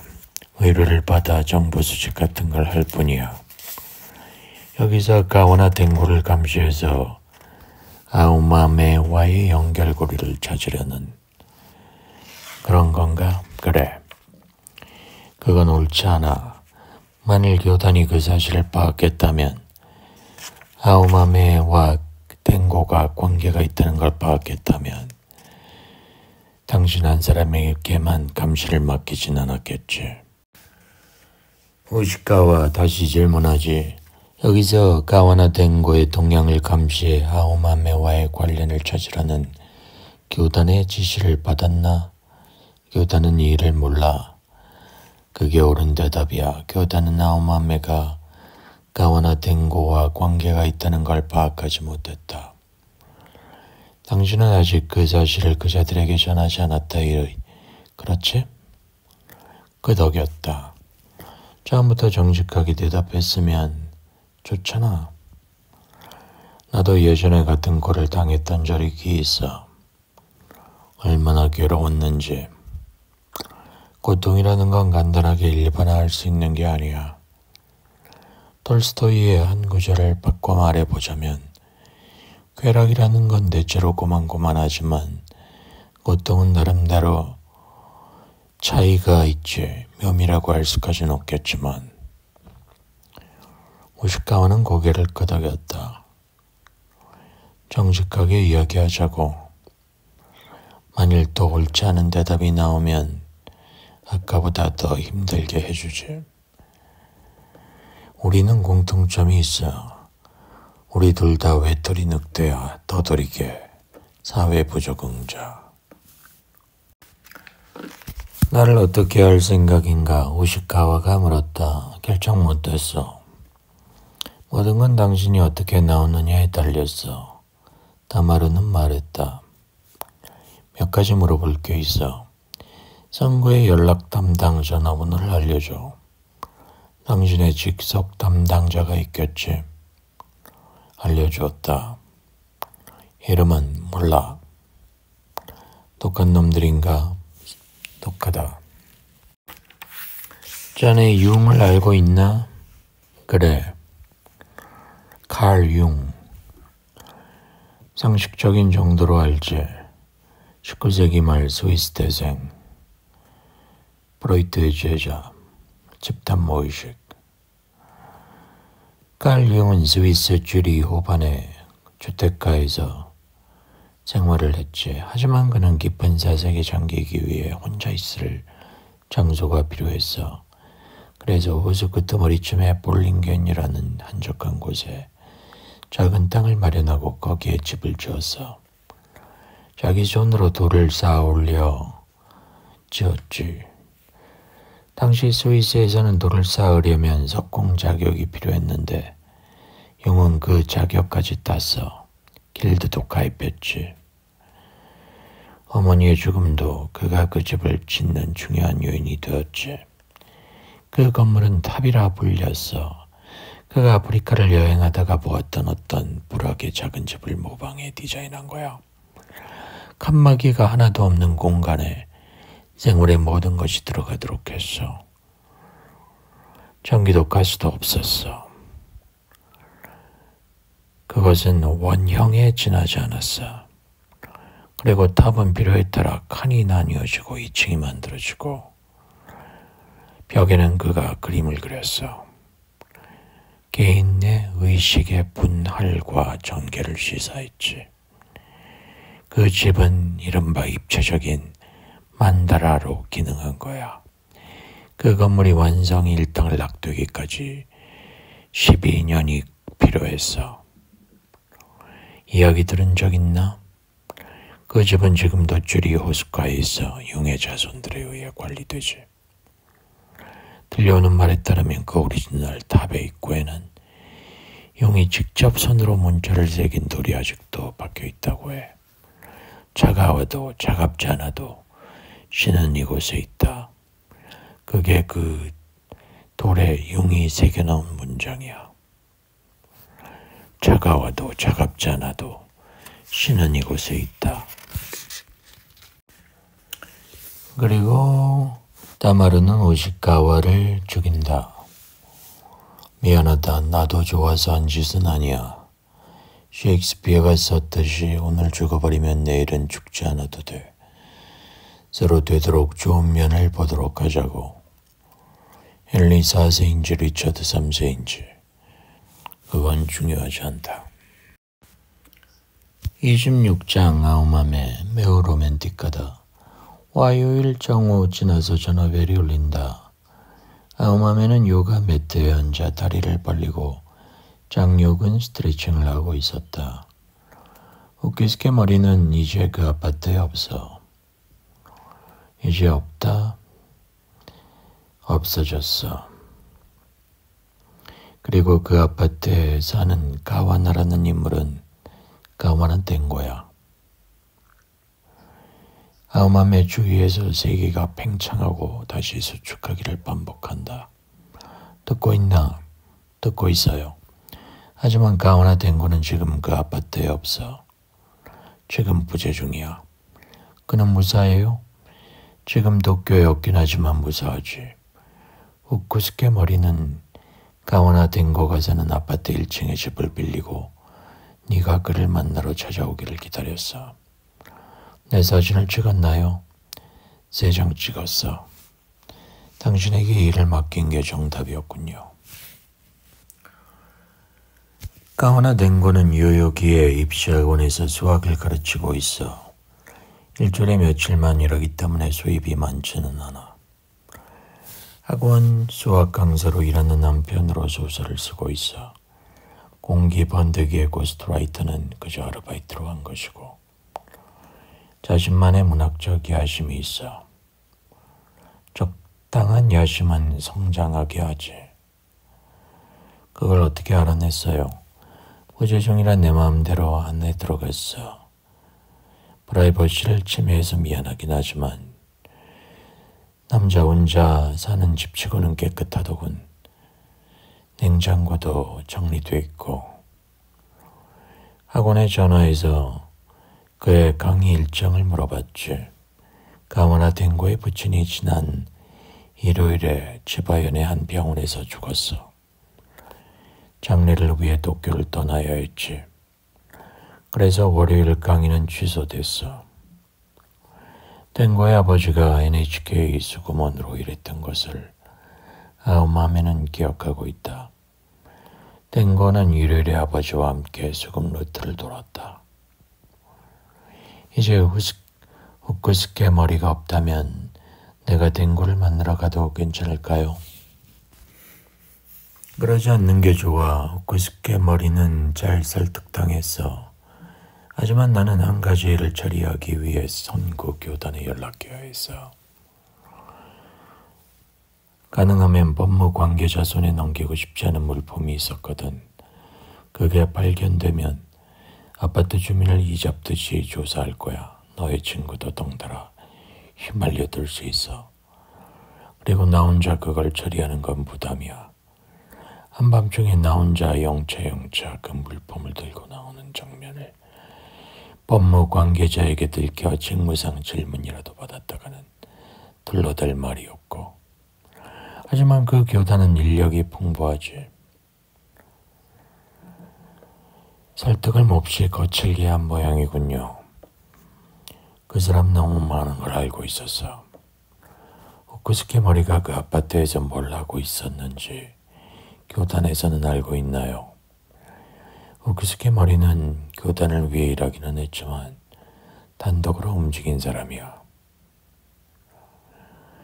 하지만 그가 거기서 무언가를 하고 있었다는 걸 지금은 그들도 알고 있겠군요. 맞아, 너는 한동안 그쪽에는 접근하지 않는 게 좋아.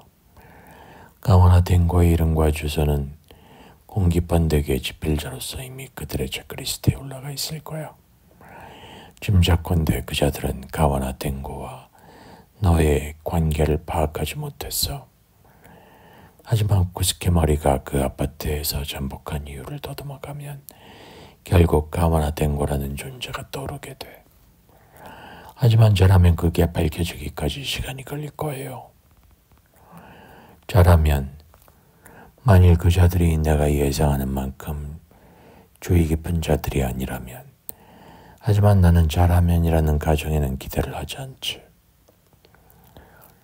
그러니까 아파트에 접근하지 말라. 물론 근데 교단이 너를 쫓는 것은 처벌하기 위한 것이라고 믿었었거든. 하지만 아무래도 도중에 사정이 바뀐 모양이야. 엊그저께 머리가 무대에서 사라진 뒤 나는 그들과 통화했어. 상대는 더 이상 너에게 해를 가할 생각이 없다고 하더군. 그걸 너에게 전해달라고 했어. 내 귀에 그 말은 진심으로 들렸어. 리더의 죽음은 본인 스스로 원했던 것이라고 설명하더군. 그것은 이른바 자사 같은 것이었고, 그러니 그 일로 너를 단죄할 필요는 없다고. 맞는 말이에요. 경호하던 자들은 너의 정체를 알아보지 못했다. 하지만 리더는 너를 알고 있었다. 그래요. 그는 모든 것을 알고 있었어요. 나를 기다리고 있었던 거죠. 낙뢰와 함께 도심에 비가 내렸던 그날 밤에 나는 쇠퇴했어요. 내가 리더를 죽인 바로 그날 밤에. 전에도 말했듯 성적 교섭은 없이. 문제의 성격상 나는 네가 하는 말을 다 믿거나 전혀 믿지 않거나 둘 중 하나밖에 할 수 없어. 나는 지금까지 너를 믿을 만한 사람이라 생각해왔지. 하지만 이번 건에 관해서는 일에 큰 줄기가 보이지 않아. 나는 연역적인 사고를 하는 사람이니까. 리더의 사례와 그 수수께끼 수태 사이에 인과관계가 있을까? 나로서는 말할 수 없어요. 혹시 네 뱃속에 있는 태아가 리더의 아이일 가능성은 생각할 수 없을까? 모종의 방법으로 리더가 너를 임신시켰을 가능성. 그렇다면 그자들이 너를 어떻게든 손에 넣으려고 하는 이유가 해명이 되지. 그건 있을 수 없어요. 이건 덴고의 아이예요. 그건 너와 가와나 덴고 사이의 아이다. 하지만 그렇다 해도 일의 맥락이 여전히 잡히지 않아. 그들은 처음에는 너를 체포해서 처벌하려고 했다. 하지만 어느 시점에 뭔 일이 일어났다. 그리고 그들은 이제 너를 필요로 하고 있다. 너의 안전을 보장할 것이고 그들 측에서도 너에게 줄 수 있는 게 있다고 한다. 그리고 그것에 대해 직접 얘기하기를 원하고 있다. 뭔 일이 있었던 걸까? 그들은 나를 필요로 하는 게 아니에요. 그들에게 필요한 건 내 뱃속의 아이겠죠. 호우. 리듬을 맞추는 역할을 할 리틀 피플이 어디에선가 소리를 높인다. 이야기의 전개가 내게는 좀 지나치게 빠르군. 다마루는 그렇게 말한다. 맥락이 잡히지 않아. 맥락이 잡히지 않는 건 다리 두 개 있기 때문이다. 아우마메는 생각한다. 그것이 모든 것으로부터 맥락을 빼앗아가는 거예요. 호우. 나머지 6명의 리틀 피플이 어딘가에선가 합창을 한다. 땡고를 만나 뭘 할 건가? 둘이서 달을 볼 거예요. 매우 로맨틱하군. 다마루는 감탄한 듯이 말했다. 27장 땡고. 이 세 개만으로는 부족할지 모른다. 수요일 아침 전화벨이 울렸을 때 땡고는 잠속에 있었다. 가오나 땡고씨. 예. 아침 일찍부터 죄송하지만 급한 연락이라. 무슨 일인가요? 아우마메라는 이름이 기억에 있으십니까? 예. 초등학교 때 같은 반이었죠. 지금 아우마메 씨에 관해 이야기하는 것에 관심 있습니까? 있어요. 아우마메 씨의 전원이 있습니다. 아우마메 씨는 당신을 만나고 싶어 합니다. 당신은 어떤가요? 있습니다. 그녀는 당신을 만나고 싶어 합니다. 당신도 아우마메 씨와 만나고 싶군요. 어떻게 하면 되죠? 날이 어두워진 뒤 미끄럼틀 위로 오시겠습니까? 미끄럼틀이요? 그렇게 말하면 알 거라고 하더군요. 알 것 같습니다. 가져가고 싶은 소중한 것이 있으면 들고 와달라고도 했습니다. 그 길로 멀리 이동할 수 있게. 소중한 것? 남겨두고 떠나고 싶지 않은 소중한 것이라는 뜻입니다. 이해가 잘 안 되는데 멀리 이동한다는 건 다시 돌아오지 않는다는 뜻입니까? 모릅니다. 좀 많은 양의 문서를 가져갈지도 모르겠습니다. 문제 없을 겁니다. 단지 그걸 넣을 가방은 양손을 자유롭게 쓸 수 있는 것으로 해주기 바란다고 하더군요. 그럼 슈트케이스 같은 것은 안 된다는 말이군요. 그렇습니다. 전해야 할 이야기는 그 정도입니다. 아우마메는 건강한가요? 문제 없습니다. 하지만 그녀는 긴박한 상황에 있습니다. 조심해야 합니다. 자칫하면 손상되어 버릴 수 있어요. 너무 늦게 가지 않는 게 좋을 겁니다. 거기에서는 시간이 중요한 요소입니다. 오늘 저녁 7시에 미끄럼틀 위로 갈 수 있을 겁니다. 만약 뭔가 사정이 있어 오늘 밤에 만나지 못한다면 내일 똑같은 시각에 가겠습니다. 아버님이 일요일에 돌아가셨다고 들었습니다. 조의를 표합니다. 아우마메에 대해 더 말해줄 수 있습니까? 어디에 살고 어떤 일을 하는지. 그녀는 독신이고 1호에 있는 스포츠클럽의 인스트럭터로 일했습니다. 지금은 쉬고 있습니다. 가우나 씨가 사는 곳 근처에 살고 있습니다. 그녀가 어떤 긴박한 상황이 있나요? 그러면 오후 7시 미끄럼틀 위에서 질문이 있어요. 어떤 사람에게서 내가 누군가에게 감시당하고 있다는 충고를 받았습니다. 그게 당신인가요? 아닙니다. 감시하고 있었던 건 다른 사람 이야기일 겁니다. 내가 누군가에게 감시당하고 있을지 모른다는 건 그녀가 특수한 상황에 놓여 있는 것과 관련이 있는 건가요? 예, 그렇습니다. 어딘가에서. 그건 위험이 따르는 일입니까? 만일 당신이 아우마메를 만나지 못하는 것을 당신에게 위험한 일이라고 말하는 거라면 거기에는 위험이 따를 겁니다. 자칫하면 우리는 두 번 다시 만날 수 없을지도 모른다. 그렇습니다. 조심하죠. 죄송했습니다. 잠을 깨운 것 같군요. 그는 먼저 샤워실에 들어가 머리를 감고 머리를 다듬었다. 오늘 밤 미끄럼틀 위에서 아우마메를 만난다.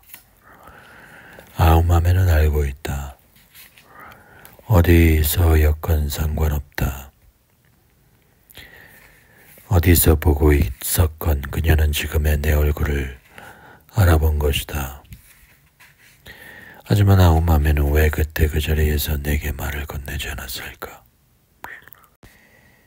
미끄럼틀 위에 올라가 지난번과 같은 자세로 자리를 잡고 앉았다. 점퍼 주머니에 두 손을 넣은 채 하늘을 올려다 보았다. 손목시계를 보았다. 바늘은 7시 3분을 가리키고 있었다. 아우마메는 나타나지 않았다. 탱고는 라디오 튜닝을 할 때처럼 주위의 세계가 내는 소리에 귀를 기울였다. 정신이 들었을 때 누군가 곁에서 그의 오른손을 쥐고 있었다. 가죽 점퍼 호주머니 속으로 미끄러져 들어와 안에 있는 탱고의 손을 잡았다. 의식이 깨어났다. 신기하다. 고 탱고는 생각한다. 어떻게 이런 일이 일어나는 걸까? 그 누군가는 그곳에 있는 것이 정말로 있다는 것을 확인하기 위해 그의 널찍한 손을 움켜쥐었다. 아우마메, 탱고는 생각했다. 눈도 뜨지 않았다. 상대의 손을 마주 잡았을 뿐이다. 그는 그 손을 기억하고 있었다. 그것은 물론 이제 10살 소녀의 자그마한 손이 아니다. 20년이라는 세월이 댕고 안에서 한순간에 녹아들고 소용돌이쳤다. 그동안에 집적된 모든 풍경, 모든 가치가 모여들어 굵은 기둥이 되어 그 중심을 빙글빙글 회전했다. 아우맘에도 침묵을 지켰다. 그들은 10살의 소년과 10살의 소녀로 돌아가 있었다. 얼마나 시간이 흘렀을까? 5분인지도 모르고 1시간인지도 모른다. 그는 이 새롭게 찾아온 세계에 자신을 동화시키기 위한 시간을 필요로 하고 있었다. 마음을 두는 법을, 풍경을 바라보는 법을, 호흡하는 법을 다시 배우지 않으면 안 된다.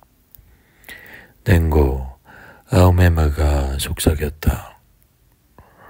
눈을 떠. 댕고는 눈을 뜬다. 달이 보여. 아우마메가 말했다.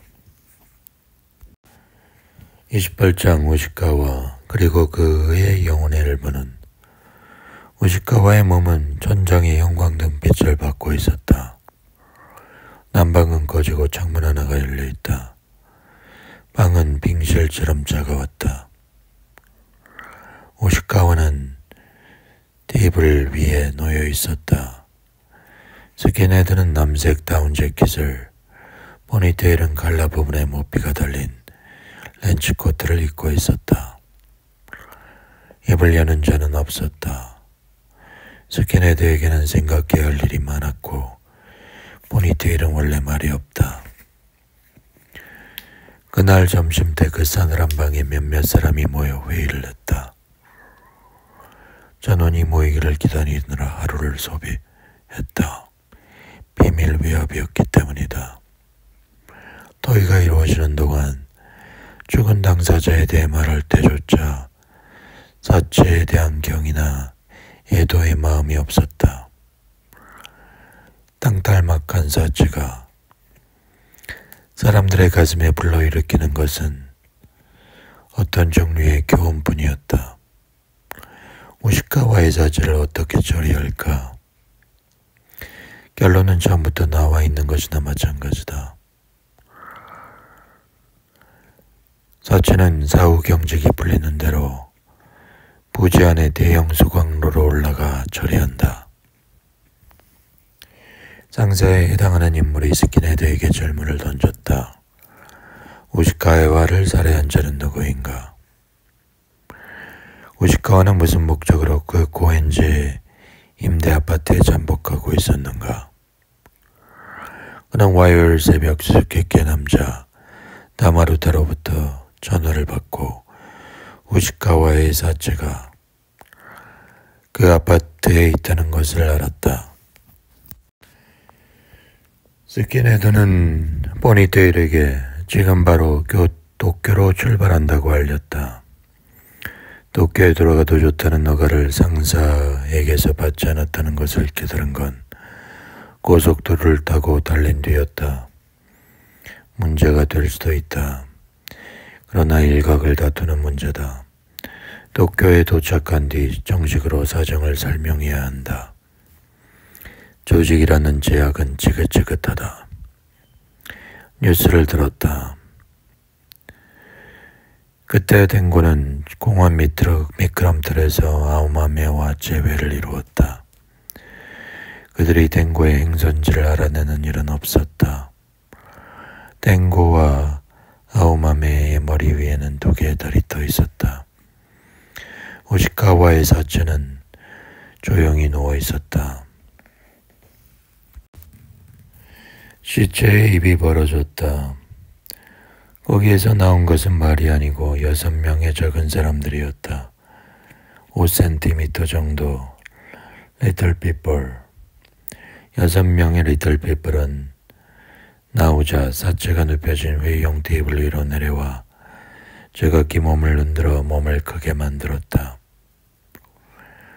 그 끼는 1m를 넘는 일이 없고 3cm보다 작아지는 일도 없다. 그들은 몸을 흔드는 것을 멈추고 테이블 위에서 바닥으로 내려왔다. 그들 얼굴에는 표정이 없다. 가면 같은 얼굴을 하고 있는 건 아니다. 사이즈를 제외하면 평범하다. 그들은 겉으로 봐서는 서두르지 않고 느긋해하지도 않는다. 6명의 피플은 조용히 자리를 잡고 둘러앉았다. 한 명이 손을 뻗어 공중에서 한 줄기 실을 끄집어냈다. 실의 길이는 15cm. 그는 그것을 바닥에 내려놓았다. 다음 한 명도 같은 동작을 했다. 29장. 다시는 이 손을 놓지 않아. 땡고 눈을 떠. 달이 보여. 아우마메는 말한다. 땡고는 고개를 들고 하늘을 본다. 아우마메를 본다. 아우마메는 그가 알지 못하는 장소에서 20년을 보내고 한 사람의 여성으로 성장했다. 하지만 땡고는 그런 장소와 세월을 아무런 유보 없이 순식간에 자기 속에 흡수하고 자신의 살아있는 피와 살로 만들 수 있었다. 뭔가 말해야 한다고 땡고는 생각한다. 말이 나오지 않는다. 우리는 이동한다고 땡고는 생각한다. 그래, 우리는 이동할 거야. 아우메메는 말한다. 빠를수록 좋아. 어디로 가는지 알고 싶지 않아? 땡고는 고개를 젓는다. 우리는 헤어지지 않아. 그것은 명백하다. 우리는 다시는 이 손을 놓지 않아. 새로운 구름이 다가와 긴 시간을 들여 두 개의 달을 삼켜간다. 서둘러야 해. 두 사람은 미끄럼틀 위에서 일어선다. 두 사람의 그림자는 그곳에서 다시 하나가 된다. 어둠에 감싸인 깊은 숲을 손으로 더듬어 빠져나가는 어린아이들처럼 그들의 손은 하나로 이어져 있다. 우리는 이제부터 고양이 마을을 떠나 깊은 고독이 낮을 지배하고 건 고양이들이 밤을 지배하는 마을이야. 우리는 이 세계를 각자 다른 말로 부르고 있었던 것이다.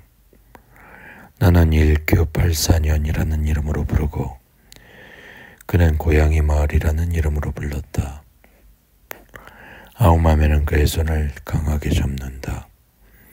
그래, 우리는 이제부터 고양이 마을을 떠날 거야. 둘이서 함께. 이 마을을 나가버리면 이제 우리가 따로 떨어지는 일은 없어. 30장. 땡고. 만일 내가 떨리지 않다면. 공원을 나선 두 사람은 넓은 도로로 나가 택시를 잡았다. 그제야 땡고는 아우마메의 옷차림에 눈길이 갔다. 나는 아이를 가졌어. 아마도 너의 아이를. 그게 중요한 일이야. 내 아이를 가졌다고? 우리는 지난 20년 동안 한 번도 얼굴을 마주한 적이 없어. 그런데도 나는 네 아이를 가졌어. 나는 그 아이를 낳을 생각이야. 땡고는 다음 말을 기다린다. 꼴초 뇌우가 있었던 거 기억해? 낮에는 날씨가 좋았는데 해진 뒤부터 천둥이 울렸지. 그리고 리틀피플이 날뛰고 있다고 후카에리는 말했다. 그 뇌우에 밤에 나는 수태했어. 하지만 그날도 그 전후의 몇 달도 나는 누구와도 그런 관계를 갖지 않았어. 그녀는 그 사실이 땡고의 인식에 스며드는 것을 지켜본다. 하지만 그것이 그날 밤의 일이라는 건 틀림없어. 그리고 아이가 너의 아이라는 건 확실해. 달리 짐작되는 가능성이 없다면 네 안에 있는 것은 틀림없이 내 아이야. 그곳에 있었던 우카이리는 통과하는 것이었다. 그것이 그때 그 소녀에게 주어진 역할이었다. 자기 자신을 통로로 삼아 땡고와 아우마메를 맺어주는 일. 한정된 시간 동안 물리적으로 두 사람을 연결시키는 일. 땡구는 그것을 깨닫는다. 그때 무슨 일이 일어났는지 자세한 이야기를 해줄 수 있을 거야. 우리는 이제 어디로 이동하게 될까? 너와 나와 그 작은 것은 여기가 아닌 다른 곳으로, 하늘에 달이 하나만 떠 있는 세계로, 리틀 피플이 힘을 갖지 않는 곳으로. 리틀 피플?